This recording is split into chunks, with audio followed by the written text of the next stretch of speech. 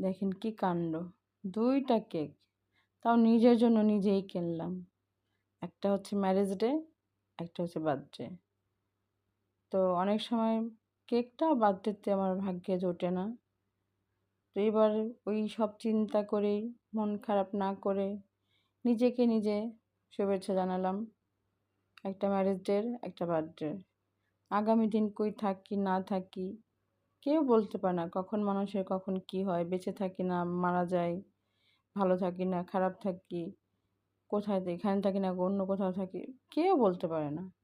আর সেজন্য এই আশাটা এবার পূরণ করেই ফেললাম যে যাক, যদি মারাও যায় তাও তো অন্তত ছেলেরা বলবে না আম্মু ওই কেকটা অমুক তারিখে অমুক দিন খাইয়েছে।